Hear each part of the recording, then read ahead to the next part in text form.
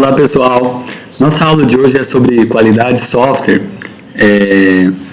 Bom, esse é um objetivo recorrente, né, em qualquer organização que produz software, né? Então é impossível você chegar numa organização e ela dizer assim, não, o nosso software não tem qualidade, né? É uma coisa que todo mundo almeja, né? Bom, existem dois tipos aí de qualidades de software, né? Que é a qualidade interna e qualidade externa de software, que é o que a gente vai falar nos próximos slides, né? Bom, o que vem a ser qualidade externa do software? A qualidade externa tem a ver muito com aspectos visíveis no software, né? Então, visíveis ao cliente, por exemplo. Então, não envolvem o prévio conhecimento do código-fonte.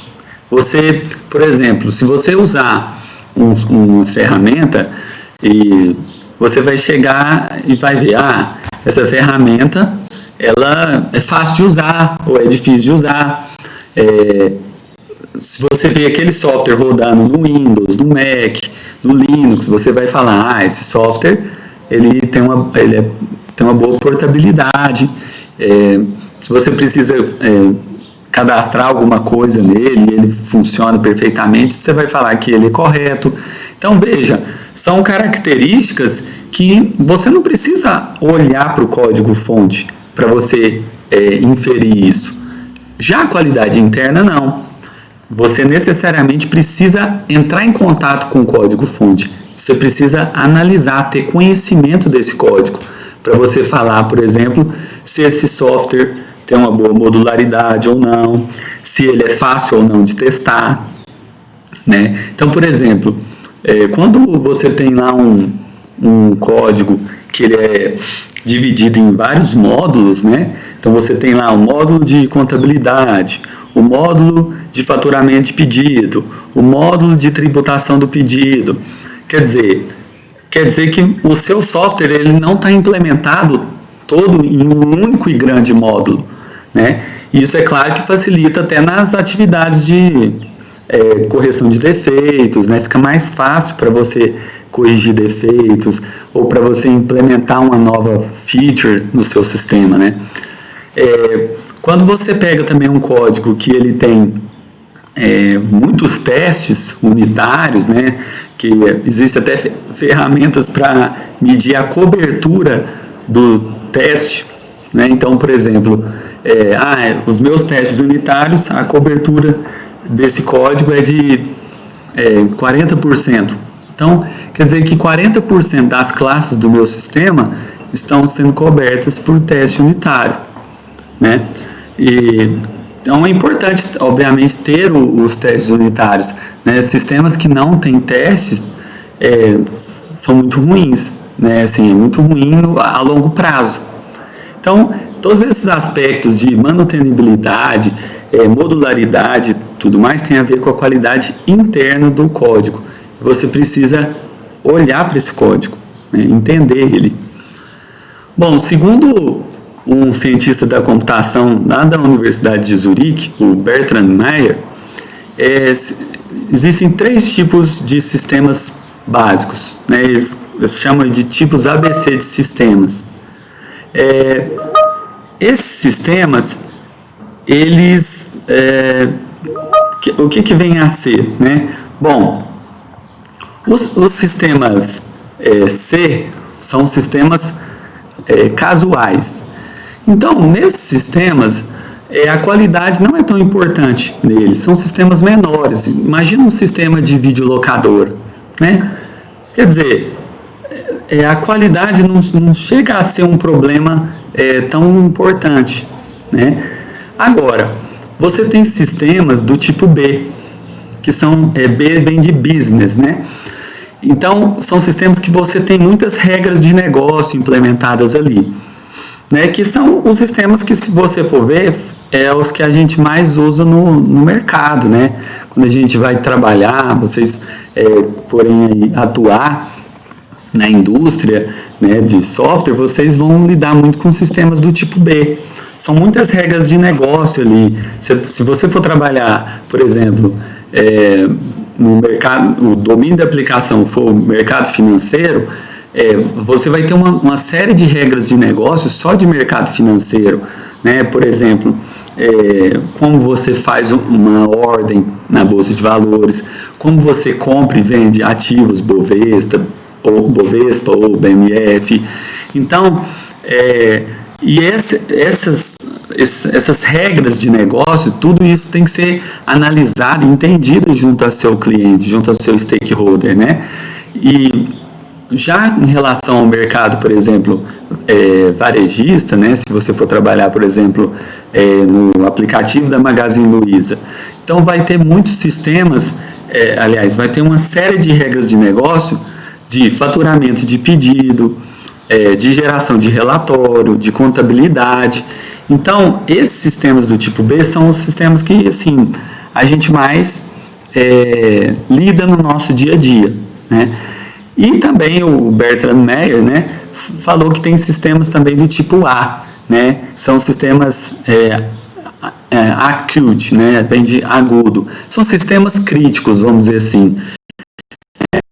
A gente não é foco do nosso estudo, a gente dificilmente vai lidar, vai trabalhar com sistema crítico, né? Aí eu poderia dar exemplos, por exemplo, um sistema de uma usina nuclear, ou um sistema que vai embarcado num avião, um sistema que controla um trem, aqueles trens, por exemplo, que tem no Japão, esse tipo de coisa, né? Então, esse tipo de sistemas, que são sistemas críticos, eles requerem uma série de certificação, você tem órgãos externos só para homologar esse sistema, né? Então, por exemplo, se você pegar lá, por exemplo, a Boeing, ela produz softwares, né? Ela produz aviões, mas você tem o sistema que vai dentro do avião, que é o sistema embarcado.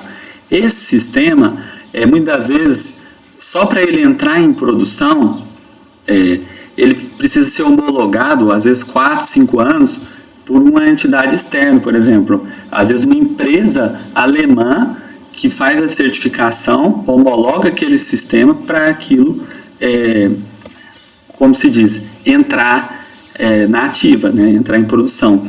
Então, o nosso foco aqui, o nosso estudo, é analisar a qualidade interna de sistemas do tipo B. Por que esses sistemas? Porque são os que a gente mais vai lidar no nosso dia a dia, né?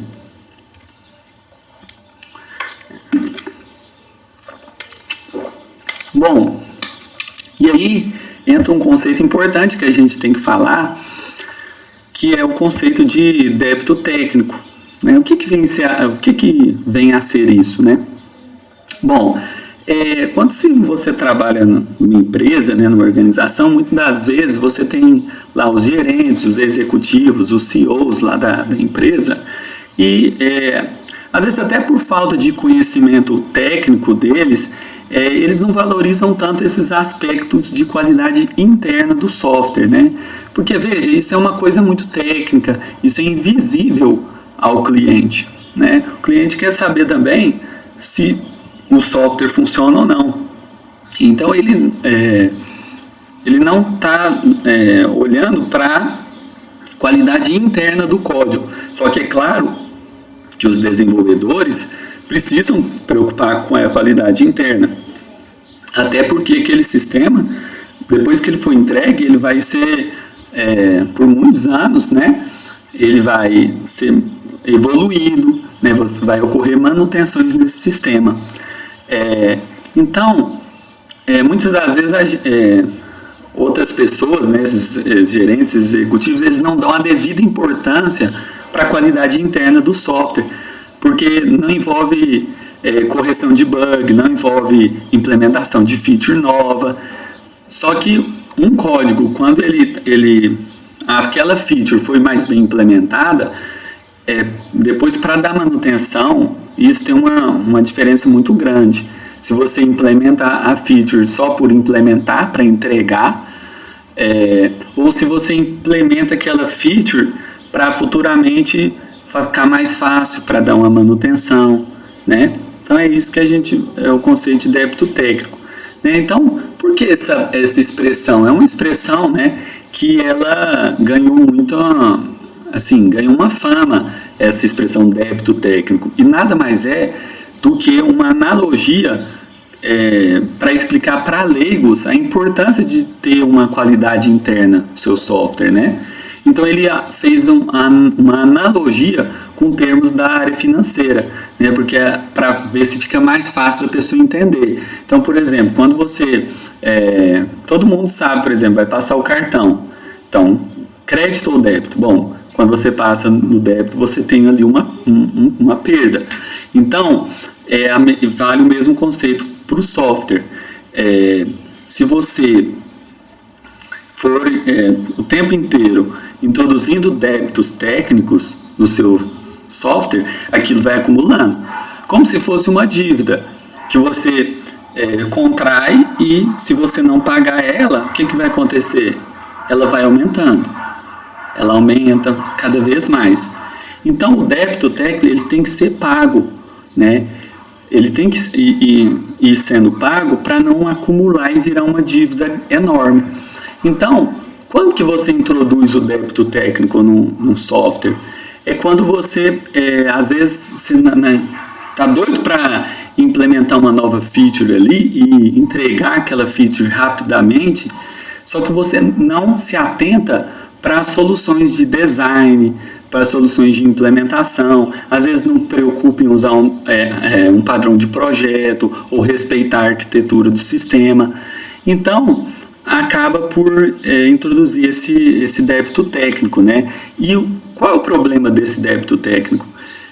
É que novas features, quando forem ser implementadas, vão ficar mais custosas de ser implementadas. Às vezes aquela feature atual, você até em poucas horas implementa ela, só que sem respeitar padrão de projeto, sem respeitar padrão de arquitetura. Só que as novas features que você vai precisar implementar naquele software vão ficando cada vez mais custoso, mais difícil de implementar. Então, o primeiro artigo que falou sobre esse termo, né, débito técnico, foi numa conferência na OPSLA de 1992, né, cujo autor é o Cunningham. E ele disse o seguinte, que o que acontece? Código imaturo pode até funcionar durante um tempo, só que se você tem quantidades excessivas de código imaturo, vai deixar aquele programa no futuro intratável, de modo que vai ficar um produto inflexível e que aquilo vai ficar difícil depois de implementar uma nova feature. Então, ele quis dizer o seguinte, que quando você introduz um pequeno débito no seu sistema, você tem que tão logo pagar esse débito. É igual uma dívida. Se você não pagar ela, vai tendo juros e juros em cima daquela dívida e aquilo vai aumentando. Então o perigo vai acontecer justamente quando o débito técnico não é pago, né? Então, todo minuto, né, se você for introduzindo vários débitos técnicos e não for pagando, você imagina a sua dívida que você vai contraindo, né? De modo que o seu sistema vai envelhecer e se você não pagou aquela dívida, a dívida vai ficando muito grande, até um ponto que às vezes o sistema você não consegue nem manter ele direito. E aí o que você faz com um sistema desse? O que as empresas fazem quando chega nesse ponto? Descarta o sistema, né? Que a gente vai falar logo mais sobre isso. Bom, então vamos falar um pouco sobre as consequências, né, de acumular débito técnico, né? Então, se você for olhar nesse slide, o primeiro gráfico mostra o seguinte, um exemplo onde o débito técnico ele foi se acumulando durante vários e vários anos. Então, você teve o débito, ele foi aumentando, você vai tendo juros em cima de juros, de modo que para aquela equipe de desenvolvimento aquilo se torna praticamente intratável. Uma nova feature que eles forem tentar implementar vai ficar muito difícil, né? Já o segundo gráfico mostra o seguinte, que apesar do envelhecimento do software, a equipe, né, continuou mantendo a velocidade. A velocidade do time não se alterou. Isso é muito bom. Por quê? Porque o time, com certeza, foi pagando esse débito técnico aos poucos. Ele, a todo momento, refatora software, vai pagando esse débito técnico. E aí você não tem tanto problema lá na frente, quando você precisa implementar uma nova feature, por exemplo. Então, um exemplo de você não ficar acumulando esse débito técnico, um exemplo é refatorar software, né? Você reescrever partes, às vezes eliminar alguns code smells do seu sistema, né? Às vezes você tem um método grande, você quebra ele em métodos menores, uma classe grande, você extrai uma subclasse daquela classe. Então, você refatorar código com certeza, é uma maneira de você ir pagando essa dívida, pagando esse débito técnico. Então, vamos dar vários exemplos aí sobre o que vem a ser, né, esse débito técnico, para não ficar um conceito muito abstrato.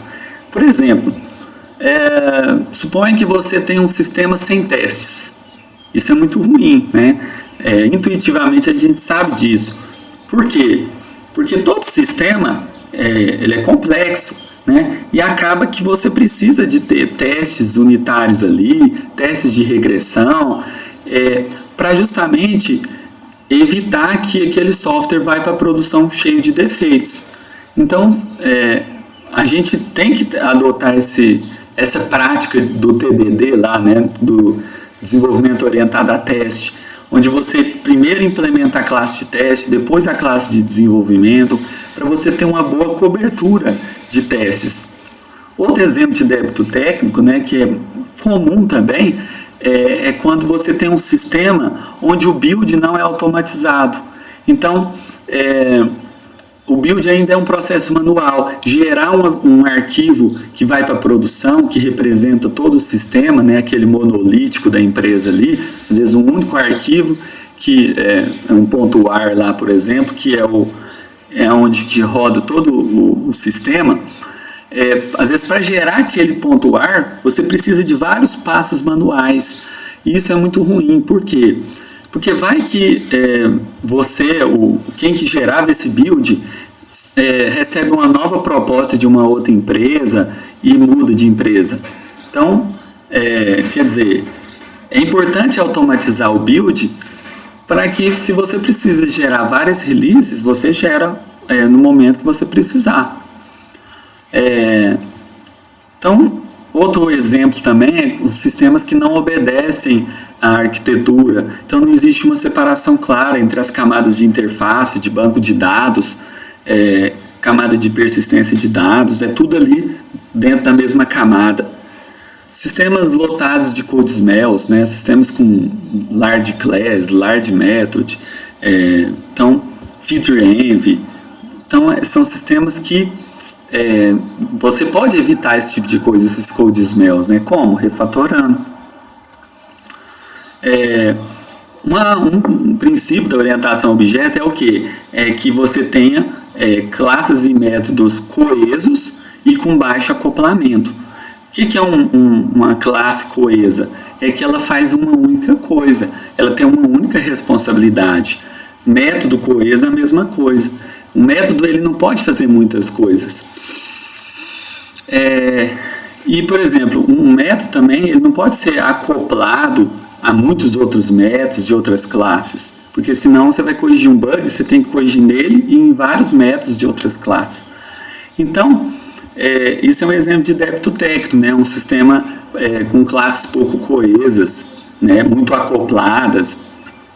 Sistemas sem nenhum tipo de documentação, também é muito ruim, né?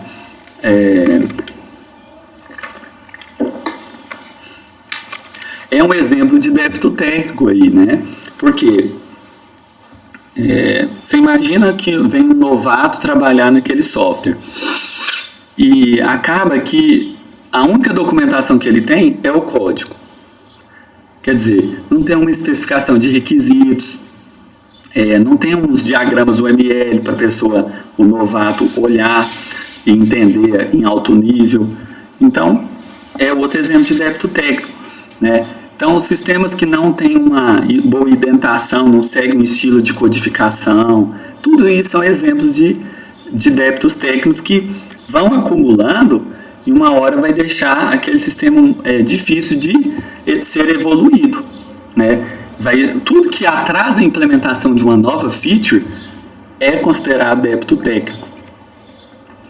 Bom, como esse conceito, né, ele ganhou uma boa adotação, né, todo mundo virou um termo famoso, né, você falar débito técnico, acabou que a definição desse conceito ela foi ampliada. Mas é importante dizer que a definição original de débito técnico é dizer que é tudo aquilo que agiliza a implementação da feature atual, mas que atrasa a implementação de novas features no sistema. Então, ele é muito relacionado com o conceito de manutenibilidade. Agora, tem pessoas que falam de débito técnico e falam sobre, por exemplo, problemas de desempenho ou problemas de segurança, de interface com o usuário, né? Mas é importante a gente saber qual que é o conceito original de débito técnico. Para ilustrar aí um pouco disso, né? Depois vocês olham com mais detalhes aí essa thread de discussão aí do site Hacker News, né?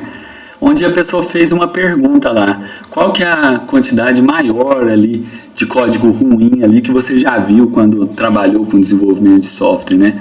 E ali a pessoa, né, comentou que o seguinte, que ela já chegou a trabalhar num sistema onde o sistema estava tão amarrado, o código, que se ela mexesse numa linha do código, acabava quebrando mais de 1000 testes. Então o sistema estava cheio de flags, né? Tinha milhares de flags, né? Não sei se vocês sabem esse conceito, mas quando você coloca variáveis booleanas no seu código, né? E isso é uma flag, então você fala, se achou igual a true, if não sei o que, achou igual a false. Essas variáveis booleanas, se você começa a adotar muito isso no código, ter milhares de flags, isso não é bom, porque não é uma boa prática de programação, por exemplo. Só que qual que é o principal desafio que a gente tem aqui? É como quantificar esse débito técnico. Não é uma coisa direta, não é uma coisa fácil de quantificar. Uma coisa é o conceito, outra coisa tudo bem, Eduardo, como que eu tenho uma medida objetiva para quantificar naquele software quanto de débito técnico tem ali, né? Bom, o que seria quantificar isso? Seria eu entender quanto a mais de tempo eu vou precisar para implementar uma dada feature. Vamos supor que uma dada feature, se você implementar ela mais rápido, de qualquer jeito, você gasta 2 horas. Mas se você fosse implementar ela seguindo os padrões de projeto, o padrão arquitetural, às vezes você ia gastar 8 horas para implementar aquilo.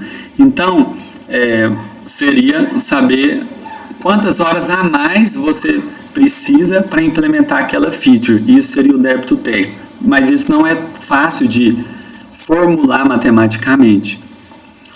Bom, e além de quantificar o débito técnico, o mais difícil ainda é quantificar os juros em cima desse débito técnico. Porque, veja, é um conceito um pouco subjetivo. E dar uma medida objetiva para isso não é fácil. Então, mas como eu estou lidando com um conceito subjetivo, e que não é difícil de eu ter uma métrica objetiva para isso, qual que é a recomendação, então, da comunidade? É que você, primeiro,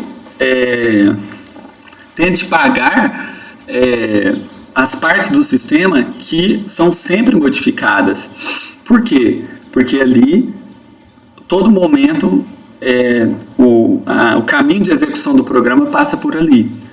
Agora, se você tem débito técnico em partes que quase não são executadas, são partes mais estáveis do seu programa, isso não chega a ser tanto um problema. Você pode deixar esse débito técnico dessas partes estáveis do código para ser pago depois. E concentra primeiro nas partes do código que são sempre modificadas. Então você vai pagar primeiro esse débito técnico que ocorre em partes que são sempre modificadas.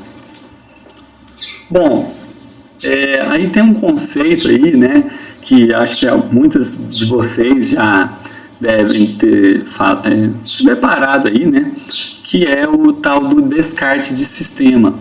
Bom, o que acontece aí?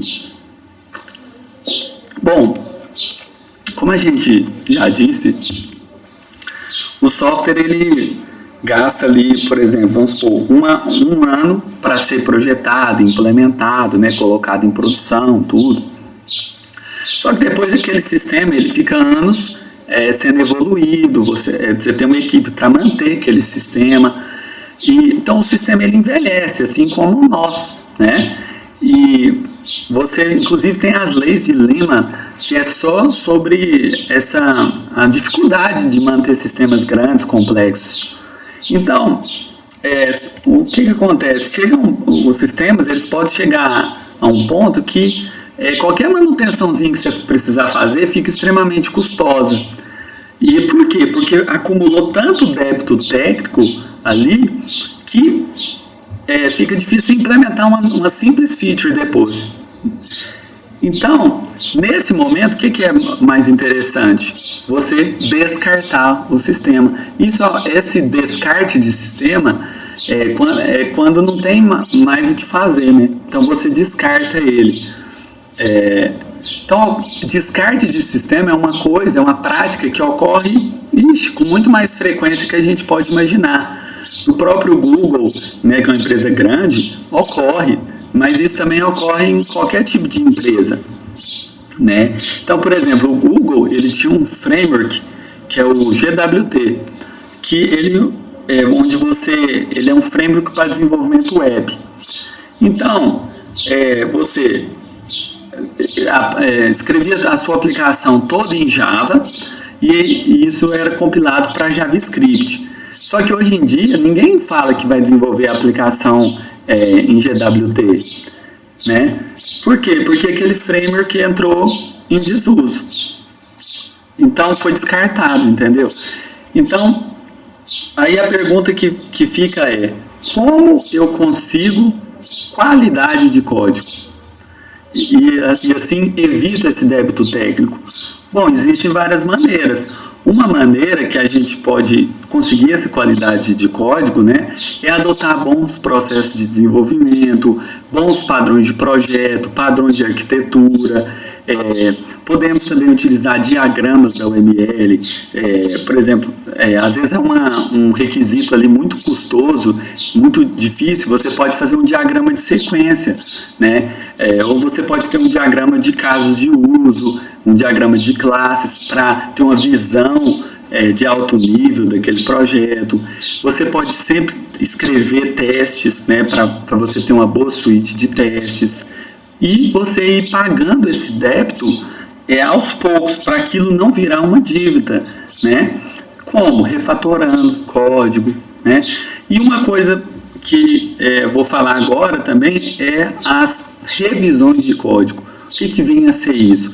É uma coisa uma prática que a gente também tem que adotar, né, para a gente conseguir qualidade de código, que é o objetivo de toda e qualquer organização, né? Então vamos falar um pouco sobre isso, sobre esse conceito de revisões de código, tá? O que é revisar código, né? É uma prática de desenvolvimento que consiste nada mais de você, antes de colocar o código em produção, você tem que revisar aquele código e aprovar isso. E aquilo tem que ser revisado e aprovado por pelo menos um outro membro da equipe de desenvolvimento. Então, imagine que você implementou uma feature. Ok, você vai passar aquela feature para um outro desenvolvedor da equipe, analisar aquela feature e bater o martelo se aquilo vai ou não para a produção, né? Então, o que é revisar código? Nada mais é do que você ler o código, entender aquele código, para quê? Para buscar problemas de qualidade, buscar defeitos, corrigir esses defeitos antes que isso vá para a produção, antes que chegue esse defeito no seu cliente.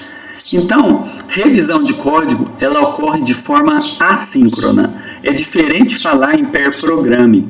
A programação por pares é uma revisão de código, só que acontece de forma síncrona. Você tem dois desenvolvedores olhando para a mesma tela e um está corrigindo o outro.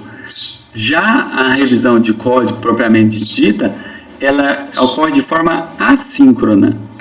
Então, primeiro a pessoa implementa aquela feature e depois isso vai passar por pelo menos um outro desenvolvedor que vai revisar aquilo ali e vai ver se aquilo entra ou não em produção. Então, um exemplo aqui bem simples, né, de revisão de código é esse exemplo ali. A pessoa está calculando às vezes a área do círculo e ali está falando que é π vezes raio ao cubo. Bom, o revisor olha para aquilo ali e faz um comentário em cima daquele código. Isso é revisar o código. E aí você pergunta, olha, isso não seria π vezes raio ao quadrado? Aqui, esse slide mostra um exemplo de revisão de código que é feito, inclusive lá na Microsoft, eles têm muito esse hábito de revisar código. Então, por exemplo, eles têm inclusive uma ferramenta lá que é chamada de Code Flow, que é só para fazer revisão de código. Então, por exemplo, aqui esse slide mostra o exemplo dessa ferramenta, onde cada parte dessa tela está numerada. Então, a parte 1 é onde que está os códigos fonte, os arquivos de código. A parte 2 é onde que está os revisores ali, que vão estar revisando esse código. A parte 3 está os diffs, né? Ou seja, o código estava assim e ficou assim. O 4 seria os revisores comentando o que poderia ser feito naquele código, o que está certo, o que está errado. Aqui na parte 5, todos os comentários de todos os revisores. Bom, inclusive foi feito um estudo com os gerentes, com os desenvolvedores da Microsoft, e foi publicado na principal conferência da área em 2013, né, no ICSE. E eles fizeram uma survey, né, uma pesquisa com os desenvolvedores lá da Microsoft e mostrou quais são as motivações, por que as pessoas ali da Microsoft revisam código. E eles chegaram à conclusão que é principalmente para corrigir defeitos, para encontrar defeitos no código, né? E também melhoria de código. E o que é muito comum? Os comentários ali dos revisores. O que é mais comum? É muito comum ter melhoria de código, assim, comentários para tentar melhorar aquele código, para tentar deixar o código mais fácil de entender, essas coisas.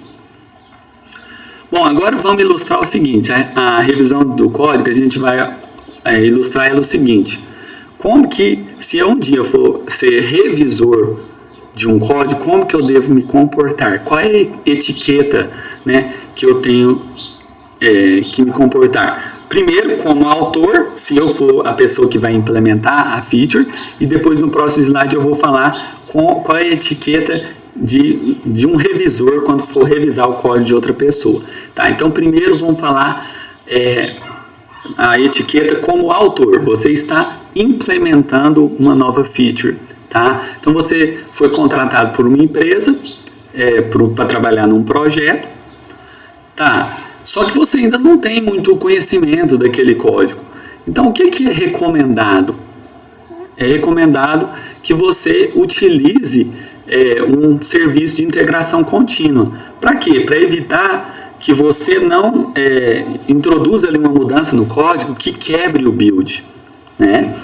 E existem vários serviços de integração contínua hoje em dia, como Travis, CI, Jenkins, por aí vai. Outra coisa, é recomendado que o diff que você faz, ou seja, a mudança de código que você faz não deve demorar, não deve ser mais de 100 linhas de código, né? Principalmente se você ainda for um desenvolvedor novato. Aí é mais interessante que você, seu diff ali seja um diff pequeno, né? De, sei lá, poucas linhas de código, porque é claro que existe uma certa resistência das pessoas, né? Principalmente por aceitar diffs de um diff enorme que vem de um novato. Às vezes, mais de 100 linhas de código. A pessoa não vai aceitar um diff de um novato, né? E como revisor? Como que eu devo me comportar como revisor? Eu tenho que ser educado, construtivo nas revisões, né? Então, eu não vou criticar, por exemplo, eu estou olhando um código ali, eu não vou criticar a pessoa, eu não vou falar assim, por que você não quebrou esse método, fulano? Você devia ter calculado a área do círculo direito, você não aprendeu no colégio, você não vai fazer esse tipo de bullying, né? Então, você vai ter que saber falar, né? Ser educado, fazer comentários construtivos, né? Então, olha, a área do círculo não seria πr ao quadrado, ao invés de falar, nossa, você não aprendeu isso no colégio? Então, assim, a gente tem que ser educado e ser construtivo nas revisões, né? Um pouquinho de como que é a revisão de código no Google, né? Vamos pegar o Google como referência aí, por ser uma empresa famosa aí de desenvolvimento de software. Então, lá é o seguinte, a revisão de código lá funciona o seguinte: todas as mudanças ali, elas são revisadas por pelo menos um engenheiro, que geralmente é o autor daquele código, o autor daquela classe, né? E, inclusive, o Google, eles têm ali ferramentas de revisão, ferramentas também para sugerir revisores para o seu código, né? E essas ferramentas, elas são bem interessantes, porque dado que você, vamos supor, implementou uma feature ali, a ferramenta vai tentar te sugerir qual é o revisor de código mais, digamos assim, que tem mais a ver para revisar aquele código. E vai, obviamente, analisar, vai pegar, assim, para te recomendar esse revisor, pessoas que têm um background naquele código que você está modificando. Às vezes é o dono daquela classe, é quem criou aquele arquivo, né? Então, essas ferramentas, elas têm uma certa inteligência ali, até para não ficar recomendando, vamos supor, um revisor que está super atarefado. E, às vezes ela não vai recomendar ele, vai tentar recomendar um revisor que está um pouco menos atarefado, até por questão de produtividade.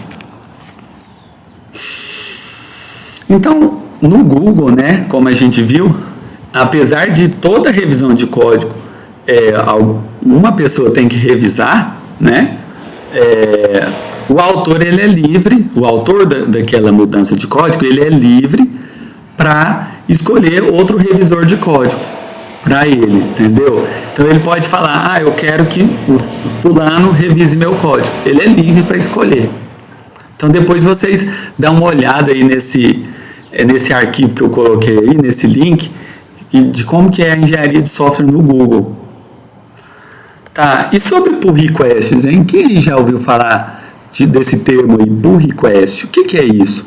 Bom, o GitHub, né, que é aquele repositório de código ali, né, tem vários projetos de código aberto ali, tem projetos até de repositórios privados também. Ele oferece um mecanismo, que é o mecanismo de pull request, onde, qual é a ideia? A ideia é o seguinte, que se você, por exemplo, não é o desenvolvedor original de um determinado projeto, mas você quer contribuir para um projeto que você não é o desenvolvedor dele. Você não tem, então, permissão de escrita naquele projeto, você não tem permissão de push.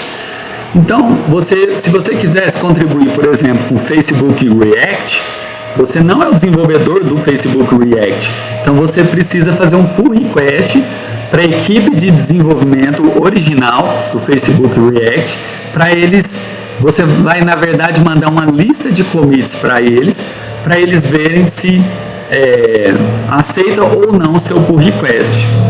Nada mais que isso. Então, os donos do projeto, eles vão analisar a sua contribuição ali. Essa contribuição do Eduardo aqui no Facebook React, que é essa lista de commits dele, a gente vai aceitar? Nós que somos desenvolvedores originais, vamos aprovar esse pull request ou não? Então, aí você nota que pull request, para você aprovar uma pull request, você tem que fazer revisão de código, né? Você precisa revisar aquele código, ver se faz sentido aquele código para você aprovar ou não a pull request. Então, o que pull request então tem a ver com revisão de código? É que para eu aprovar a pull request ou rejeitar, eu tenho que antes, obviamente, fazer uma revisão naquele código, né? Para eu decidir, vou aceitar a pull request ou não. Então, o interessante de dizer aqui que isso é um mecanismo oferecido pelo GitHub. E aí, olha que legal, você, como desenvolvedor, pode contribuir em qualquer projeto do GitHub, em qualquer repositório lá. Basta você fazer uma pull request para aquele repositório. E aí, você pode contribuir, inclusive, em projetos que você não tem permissão de escrita.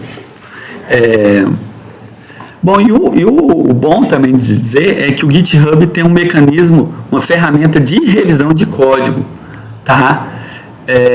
E aí muitas empresas estão aproveitando que o GitHub já oferece essa ferramenta de revisão de código e já tem esse mecanismo de pull request e está adotando o GitHub nos processos de produção de software delas. Então, ou seja, está às vezes hospedando software no GitHub, só que em repositórios privados. Tem empresa, inclusive, que paga para hospedar o software dela no GitHub. Só que a vantagem é que ela pode usar o pull request do GitHub, ferramentas de revisão de código do GitHub. Agora, existem várias outras ferramentas de revisão de código. Então, por exemplo, quando você pega no Facebook, a ferramenta deles é chamada de Fabricator. Na Microsoft, a ferramenta de revisão de código deles chama CodeFlow. E aí você tem o GitLab, o Gerrit, várias ferramentas também, tá? Quais outras técnicas a gente tem, assim, para garantia de qualidade de um software, né? Bom, você tem inspeção de código e você tem também usar ferramentas de análise estática, tá? Então, o que seria uma inspeção de código? É um processo formal de verificação do seu código. Então, isso já foi proposto há alguns anos, tá? Na década de 70 foi proposto lá na IBM pelo Fagan. E a ideia original era o seguinte: você tem lá uma equipe lá, um time de desenvolvimento com 4 membros. Um é o autor do código, 2 são os leitores daquele código, os revisores, e um é o moderador. Então fica todo mundo ali inspecionando linha a linha de código, e o objetivo único disso é de encontrar defeito. Então veja que isso é antigo, essa questão de inspecionar código, de encontrar defeito, de pôr várias pessoas revisando o código. Bom, e você tem ferramentas também de análise estática. Por que é análise estática? É que você não precisa executar o programa. Você vai usar, por exemplo, um plugin, igual quando você instala o plugin Code Analytics Pro no Eclipse, né, ele é um plugin de análise estática de código.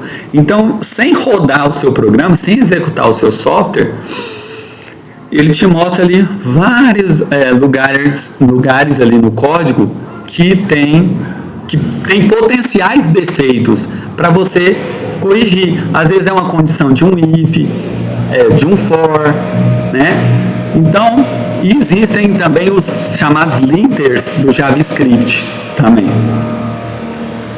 Bom, pessoal, então eu sugiro vocês também, quem quiser dar uma olhada no material do livro de Engenharia de Software Moderna, E sobre linters do JavaScript, também para ver como que é ferramenta de análise estática.